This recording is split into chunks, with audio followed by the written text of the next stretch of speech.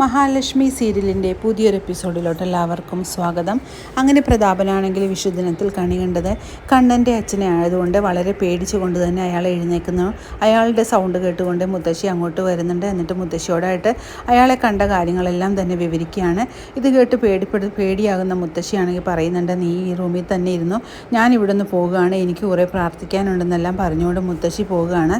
പിന്നീട് മഞ്ജും സാഗറും കൂടെ അനന്തുവിൻ്റെ വീട്ടിലോട്ട് വരുന്നുണ്ട്. അങ്ങനെ മഹിയാണെങ്കിൽ ഇവരെ കണ്ടതും വളരെയേറെ സന്തോഷിക്കുന്നുണ്ട്. അങ്ങനെ മഹി അവരെ വിളിച്ചുകൊണ്ട് അകത്തോട്ട് പോകുന്നു. അകത്ത് ചെല്ലുമ്പോൾ മഹി ഒരുക്കിയിരിക്കുന്ന കണി കണ്ടിട്ട് സാഗർ പറയുന്നുണ്ട്, നല്ല വിശാലമായിട്ടാണല്ലോ ഒരുക്കിയിരിക്കുന്നതെന്ന് പറയുന്നുണ്ട്. നിങ്ങൾ രണ്ടുപേരും അതിവരോളം ഒന്ന് പ്രാർത്ഥിക്കാനെല്ലാം മഹി അവരോട് പറയുന്നു. അതും പ്രകാരം അവർ പ്രാർത്ഥിക്കുന്നുണ്ട്. പിന്നീട് മഞ്ജു ആണെങ്കിൽ അമ്പലത്തിൽ പോകാൻ വേണ്ടി മഹിയെ ഒരുക്കുന്നുണ്ട്. അങ്ങനെ മഹിയെ ഒരുക്കുന്നത് കണ്ട് വളരെ സന്തോഷിക്കുകയാണ് ലേഖ. അങ്ങനെ ലേഖ അങ്ങോട്ട് വരുമ്പോഴേക്കും ലേഖ ചേച്ചി വരുന്നില്ലേ എന്ന് ചോദിക്കുകയാണ് മഞ്ജു. ഇല്ല, ഞാൻ വരുന്നില്ല, നിങ്ങൾ പോയിട്ട് വരാൻ പറയുന്നുണ്ട്. അങ്ങനെ അമ്പലത്തിലെത്തുന്ന മഹിയും മഞ്ജുമാണെങ്കിൽ അവിടെ വെച്ചുകൊണ്ട് തന്നെ മോഹിനിയെ കാണുന്നു. അങ്ങനെ മോഹിനിയെ കാണുന്ന വളരെ സന്തോഷത്തോടു കൂടി മഹിയാണ് ഓടി ചെല്ലുന്നുണ്ട്. എന്നിട്ട് അമ്മയെ കെട്ടിപ്പിടിക്കുന്നു. എന്നിട്ട് പറയുന്നു, മോനെ, ഞാൻ ഈ ഉടുത്തിരിക്കുന്നത് എനിക്ക് കണ്ണൻ തന്നിട്ടുള്ള വിഷുക്കോടിയാണെന്നും അതുകൊണ്ട് എങ്ങനെയുണ്ടെന്നെല്ലാം ചോദിക്കുന്നുണ്ട്. അമ്മയ്ക്ക് നന്നായിട്ട് ചേരുന്നുണ്ടെന്നെല്ലാം മഹി പറയുന്നത് കേട്ട് വളരെ സന്തോഷിക്കുന്നുണ്ട് മോഹിനി. അപ്പോഴേക്കും മോഹിനി പറയുന്നുണ്ട്, ഇന്ന് രാവിലെ അവിടെ ഒരാൾ കണി കണ്ടത് ഒരു പ്രേതത്തെയാണെന്നെല്ലാം പറയുന്നുണ്ട്. ഇത് കേട്ട് മഹിയാണെങ്കിൽ ആകെ ഒന്ന് ഞെട്ടുന്നുണ്ട്. മഹിക്ക് കാര്യമെല്ലാം അറിയാവുന്നതുകൊണ്ട് മഹിയാണെങ്കിൽ ആകെ പേടിച്ച് നിൽക്കുന്നു. അമ്മ എങ്ങാനും അറിയാതെ എങ്ങാനും പേര് പോലും പറഞ്ഞു പോകുമോ എന്നുള്ളൊരു പേടിച്ചുകൊണ്ട് തന്നെയാണ് മഹി അങ്ങനെ നിൽക്കുന്നത്. അപ്പോൾ മഞ്ജു ചോദിക്കുന്നുണ്ട്, ആരുടെ പ്രേതത്തെയാണ് കണ്ടതെന്ന് ചോദിക്കുമ്പോഴേക്കും മോഹിനി ഒന്നാകെ വല്ലാതെ വിളറുന്നുണ്ട്. അങ്ങനെ മോഹിനി പറയുന്നുണ്ട്, ആരുടെ പ്രേതത്തെയാണെന്നൊന്നും പറഞ്ഞില്ല മോളെ എന്ന് പറയുകയാണ്. അയാൾക്ക് അത്യാവശ്യമാണ്, അയാൾ ആരെങ്കിലും കൊന്നിട്ടുണ്ടായിരിക്കും, അതുകൊണ്ടായിരിക്കും അയാളെ ശല്യപ്പെടുത്താനായിട്ട് ആ പ്രേതം വരുന്നതെന്നെല്ലാം മഞ്ജു പറയുന്നുണ്ട്. അങ്ങനെ മഹിക്കും മഞ്ജുവിനും വിഷുക്കണിയെല്ലാം കൊടുത്തുകൊണ്ട് തന്നെ മോഹിനി അവിടെ നിന്നും പോകുന്നുണ്ട്. പിന്നീട് അമ്പലത്തിൽ പോകാനായിട്ട് കണ്ണൻ മേടിച്ചു കൊടുത്തിട്ടുള്ള സാരിയും നെക്ലസും എല്ലാം എടുത്ത് വളരെയേറെ സന്തോഷത്തോടു കൂടി തന്നെ കരുണ ഒരുങ്ങാണ്. അങ്ങനെ കരുണയ്ക്കാണെങ്കിൽ കണ്ണാടിയിൽ നോക്കിയിട്ടാണെങ്കിൽ ഒട്ടും മതിയാകുന്നില്ല. കാരണം എത്രയേറെ ഇഷ്ടപ്പെട്ട നെക്ലസ്സാണ് കണ്ണൻ കൊടുത്തിരിക്കുന്നത്. പക്ഷേ ഇതെല്ലാം കണ്ടുകൊണ്ട് തന്നെ ഉണ്ണി അങ്ങോട്ട് വരുന്നുണ്ട്. ഉണ്ണിക്ക് ഇതെല്ലാം കാണുമ്പോഴേക്കും വളരെ ദേഷ്യം വരുന്നുണ്ട്. ഉണ്ണി ചോദിക്കുന്നുണ്ട്, നിൻ്റെ പത്രാസും കാര്യങ്ങളൊന്നും കഴിഞ്ഞില്ലേ എന്ന് ചോദിക്കുകയാണ്.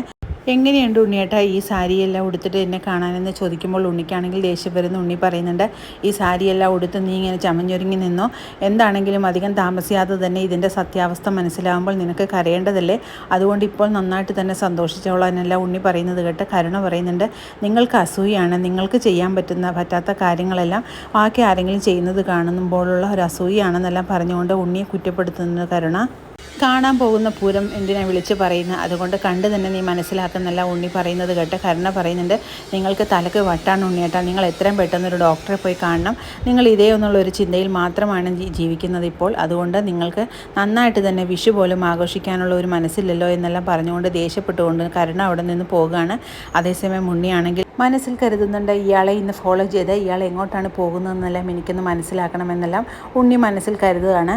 അതേസമയം കണ്ണൻ അങ്ങോട്ട് വരുന്നുണ്ട്. അങ്ങനെ കണ്ണനാണെങ്കിൽ കരുണയെ കാണുന്നതും വളരെ നന്നായിരിക്കുന്നു എന്നെല്ലാം പറയുന്നുണ്ട്. ഈ നെക്ലസും സാരിയും എല്ലാം ഉടുത്തപ്പോൾ കരുണ കൂടുതൽ സുന്ദരിയായിരിക്കുന്നു എന്നെല്ലാം പറയുന്നത് കേട്ട് വളരെയേറെ സന്തോഷിക്കുകയാണ് കരുണ.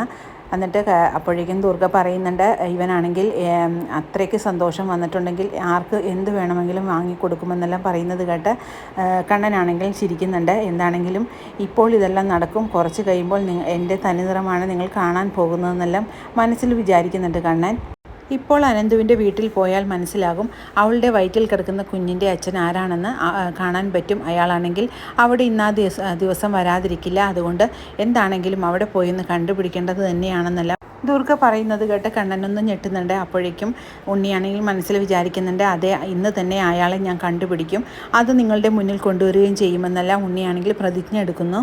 പിന്നീട് അവരെല്ലാവരും കൂടി അമ്പലത്തിൽ പോയതിന് ശേഷം കണ്ണനാണെങ്കിൽ വിഷുക്കോടിയെല്ലാം എടുത്തുകൊണ്ട് മഹിയുടെ അടുത്തോട്ട് പോകാനുള്ള തയ്യാറെടുപ്പിലാണ്. അങ്ങനെ വളരെ സുന്ദരനായിട്ട് തന്നെ ഒരുങ്ങി നിൽക്കുകയാണ് നമ്മുടെ കണ്ണൻ. അങ്ങനെ അമ്പലത്തിലോട്ട് എത്തുന്ന കരുണയും ഉണ്ണിയും ദുർഗയും ആണെങ്കിൽ അമ്പലത്തിൽ നിന്നും തൊഴുതിറങ്ങി വരുന്ന മഹിയെയും മഞ്ജുവിനെയും കാണുകയാണ്. അവരെ കാണുന്നതും ഇവർക്ക് എല്ലാവർക്കും ദേഷ്യമാകുന്നുണ്ട്. അങ്ങനെ അവർ വരുന്നത് നോക്കിക്കൊണ്ട് നിൽക്കുകയാണ് ഇവരെല്ലാവരും.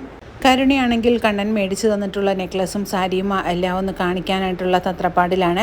അങ്ങനെ മഹി വരുന്നതും മഹിയുടെ മുന്നിൽ ഞെളിഞ്ഞു നിന്നുകൊണ്ട് തന്നെ കരുണ പറയുന്നുണ്ട്, ദേ നോക്കടി, എനിക്ക് കണ്ണേട്ടൻ മേടിച്ചു തന്നിട്ടുള്ള നെക്ലസും സാരിയുമെല്ലാം നീ ഒന്ന് കാണടി. ഈ പ്രാവശ്യം നിനക്കൊന്നുമില്ല.